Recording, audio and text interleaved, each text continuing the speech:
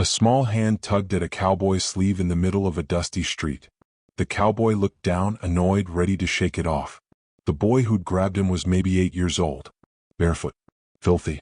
And he pressed one finger to his lips, and his eyes were wide and steady, and he whispered 4 words. Don't move. Follow me. The cowboy's hand went to his gun out of habit. He looked around the quiet street. He saw nothing. No danger. Just a strange, ragged child telling a grown man what to do. Every instinct he had said to brush the boy aside and keep walking. Something in the child's face said don't. His name was Jesse Calhoun. And the reason he followed that boy and what he found when he did is a thing the town would talk about for the rest of their lives. Stay with me. Let me back up.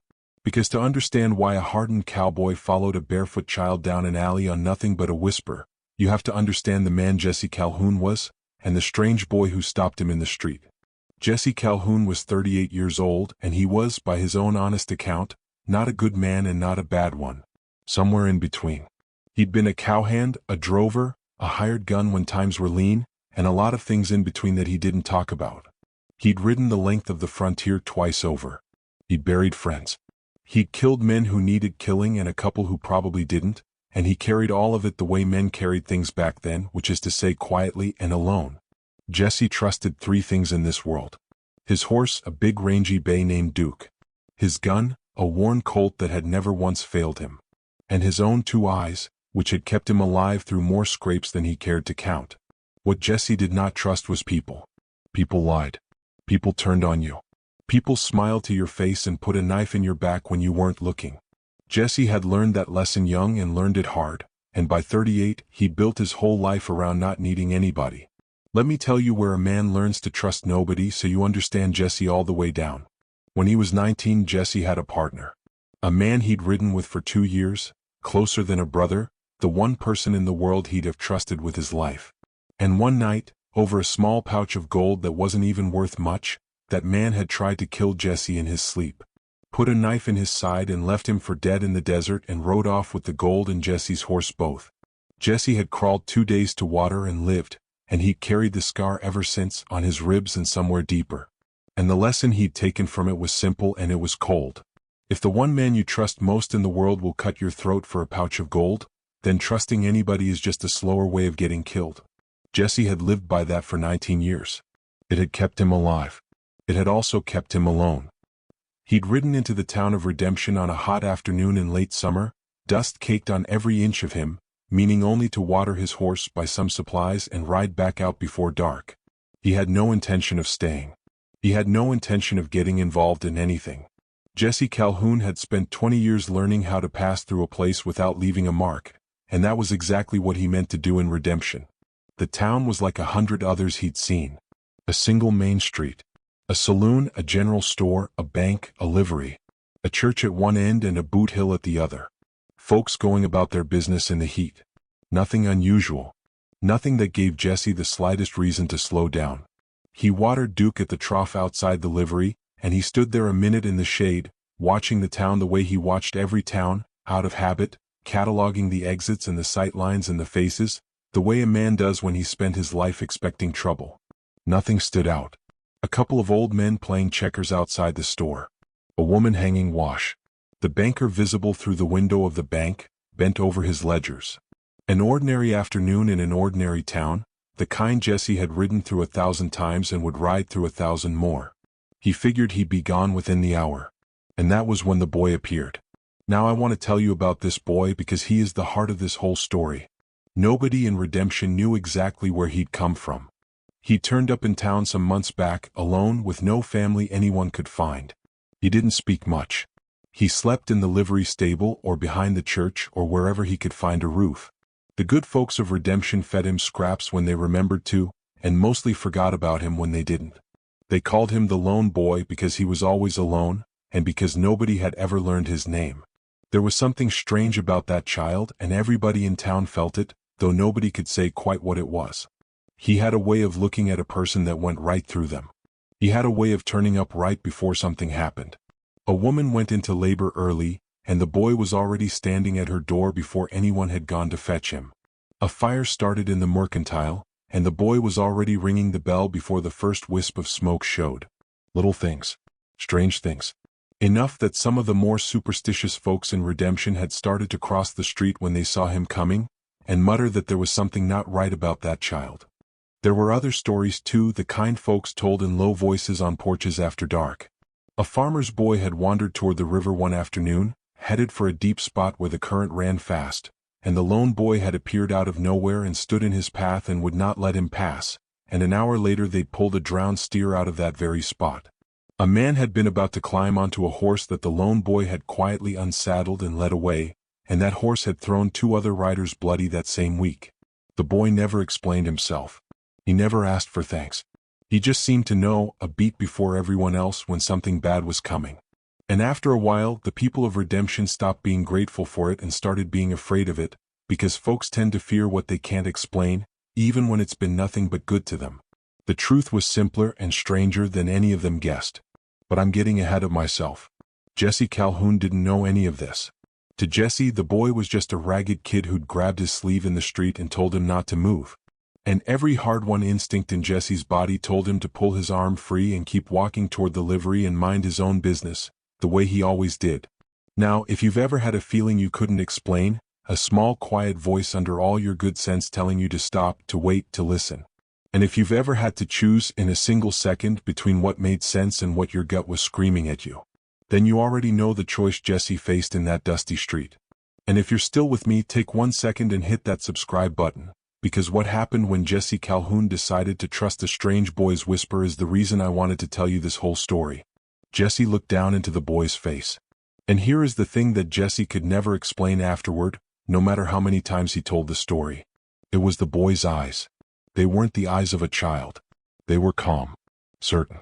The eyes of someone who knew something, who had already seen how the next few minutes were going to go, and was simply waiting for Jesse to catch up. There was no fear in them. Just a quiet, patient urgency. And Jesse Calhoun, who trusted no one, who had built his whole life on trusting no one, found himself doing something he had not done in 20 years. He trusted somebody. He gave a small nod. And he let the barefoot boy lead him off the main street and down a narrow alley between the bank and the mercantile. Even as he did it, a part of Jesse was arguing with himself.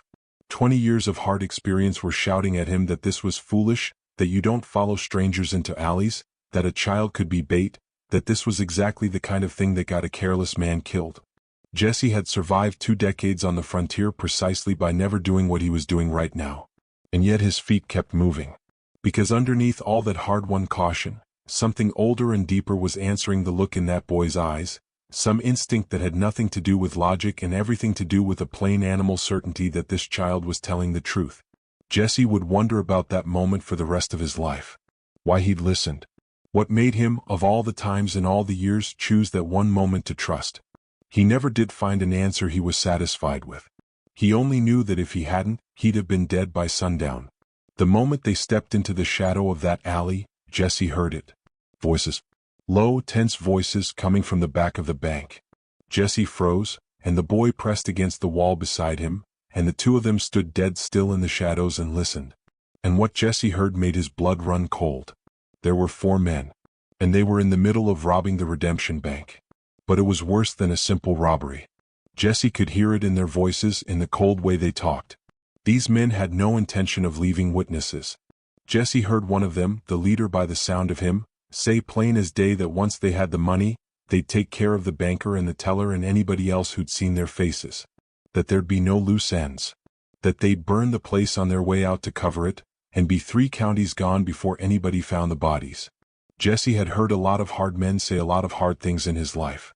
But there was something about the flat, bored way this man talked about killing that turned Jesse's stomach even after all he'd seen. This wasn't anger. This wasn't desperation. This was a man discussing murder the way another man might discuss the weather, a man for whom the lives of a banker and a teller and an old woman were simply a chore to be finished before supper. Jesse had met the type before. They were the worst kind of men the frontier made. Jesse understood, standing in that alley, exactly what the boy had saved him from. If Jesse had walked down that main street the way he'd meant to, he'd have walked right past the front of that bank at the exact moment those men came out. He'd have seen their faces. And by their own words, that would have made him a loose end. A dead man shot down in the street for the crime of being in the wrong place at the wrong time. The boy had known. Somehow the boy had known, and had pulled a total stranger into the shadows to save his life. But here is where Jesse Calhoun showed you the kind of man he really was, underneath all that hardness. Because a purely selfish man, a man who trusted no one and owed nobody anything, would have taken the boy and slipped quietly out of that alley, gotten on his horse and ridden away from redemption and never looked back. It wasn't his town. Wasn't his fight. He'd been saved. He could just leave. Jesse looked down at the boy. And he thought about the banker and the teller and whoever else was in that building, ordinary folks who were about to be murdered and burned to cover a robbery. And something in Jesse Calhoun, something he'd buried a long time ago under 20 years of not needing anybody and not owing anybody, stirred back to life. He couldn't do it. He couldn't ride away and let it happen. It surprised him, that feeling. For 20 years, Jesse's whole code had been simple. Look out for yourself because nobody else will. Don't borrow other people's troubles.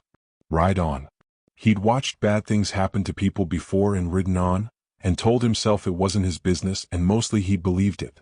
But standing in that alley, with a strange boy beside him and murder being planned a wall away, Jesse found that the old code had nothing to say to him. Or rather, it was saying its usual thing: ride on, save yourself. And for the first time in 20 years Jesse looked at that voice square and decided he was done listening to it. Maybe it was the boy. Maybe a child willing to save a stranger's life had shamed something awake in him. Whatever it was, Jesse Calhoun was not going to ride away. Not this time. He knelt down in the alley, face to face with the boy, and he spoke in the lowest whisper he could manage. "You did good, son," he said. "You did real good. Now I need you to do one more thing. I need you to run and find the sheriff, fast and quiet, and tell him there's 4 men robbing the bank and fixing to kill folks. Can you do that?" The boy looked at him with those steady eyes. And then he did something strange. He shook his head. And he pointed at Jesse. And then he pointed at the back door of the bank. As if to say, there's no time for the sheriff. It has to be you. It has to be now. And Jesse understood. The boy was right. By the time anyone found the sheriff, it would be over. Whatever was going to happen in the next couple of minutes. There was no time. So Jesse Calhoun did what Jesse Calhoun did best.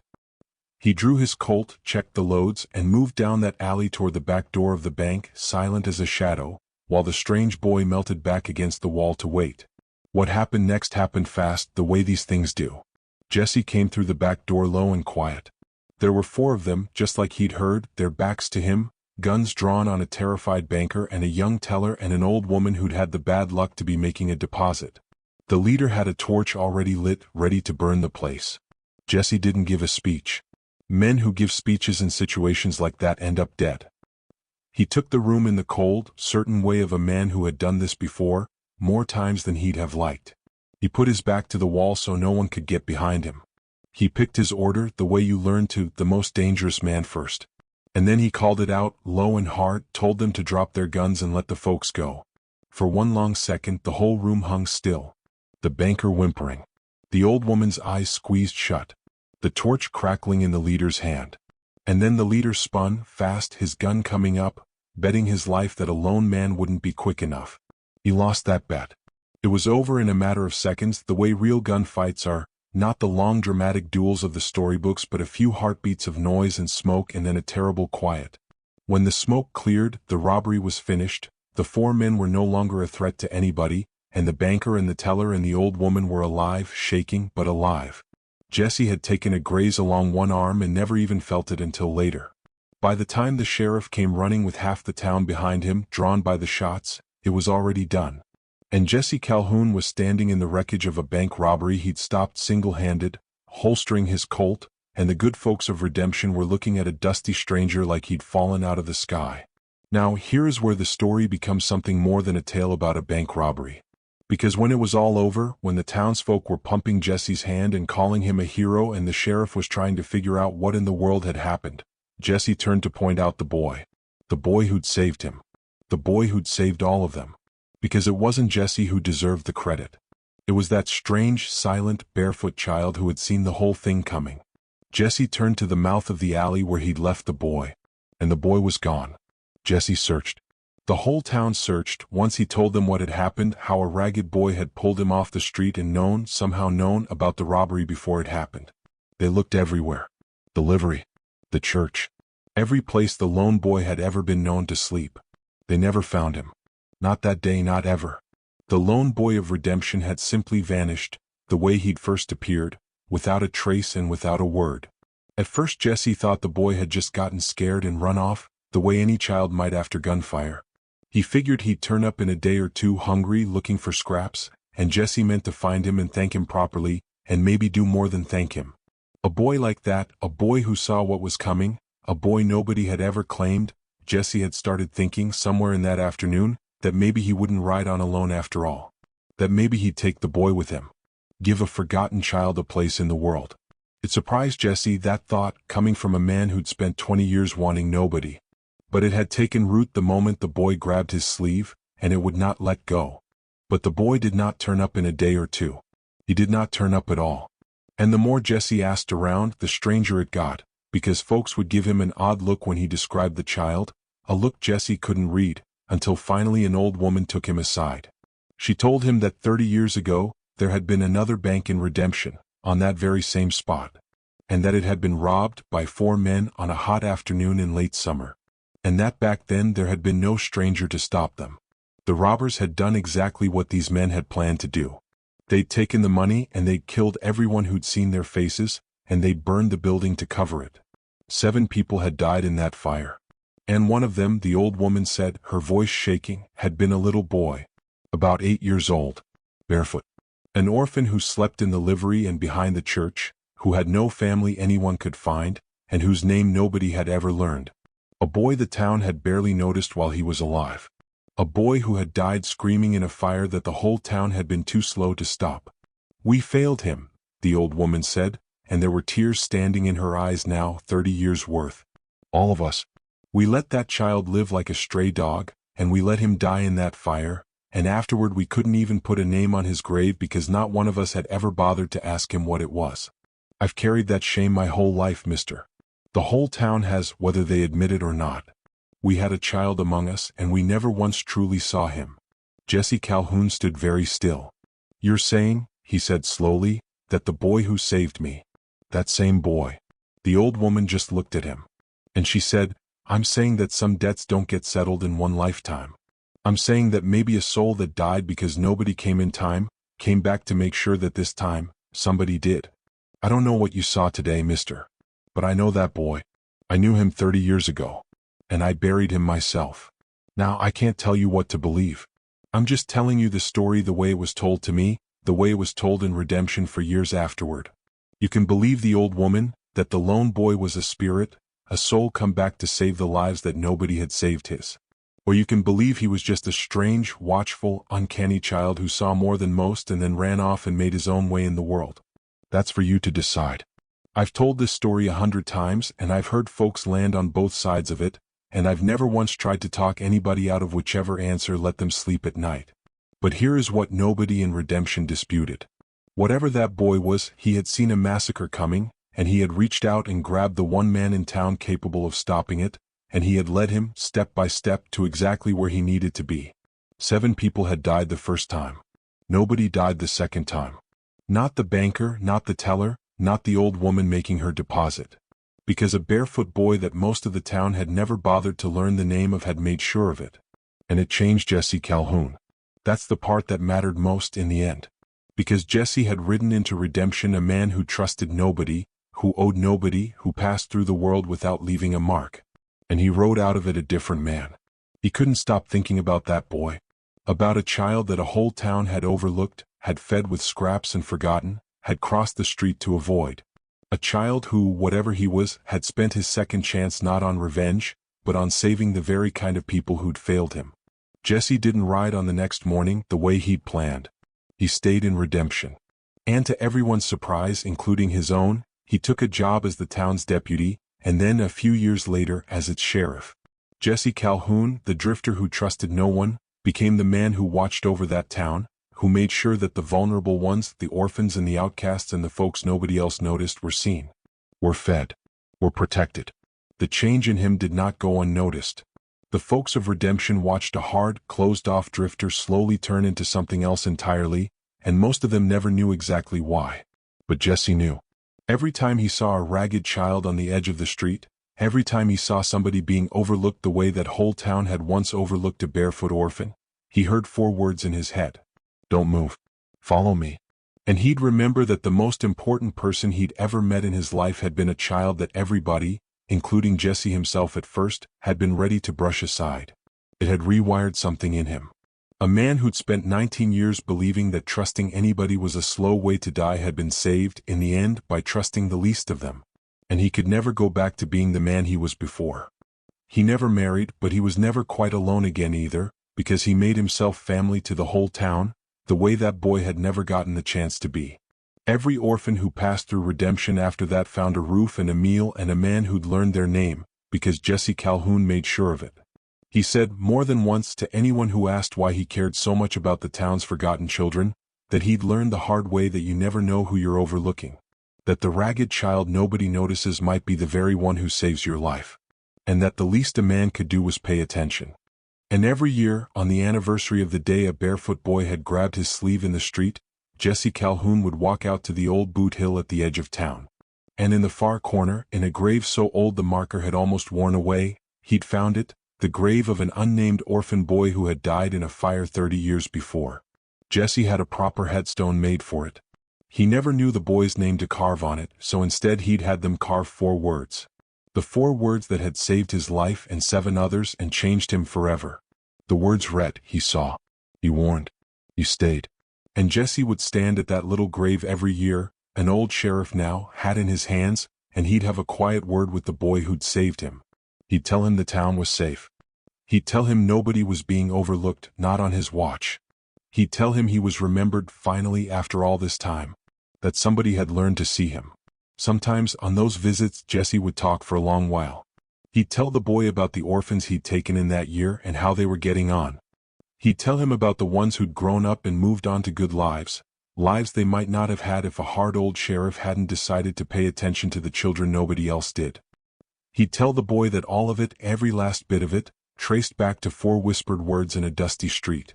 And once, just once, in his very old age, Jesse swore he felt a small hand rest on his shoulder while he stood at that grave, light as a bird, there and then gone. He never told anybody about that. But he stopped being afraid of dying after that day. Because he figured, when his time came, there'd be somebody waiting on the other side who'd been glad, in the end, that a stranger once stopped and listened.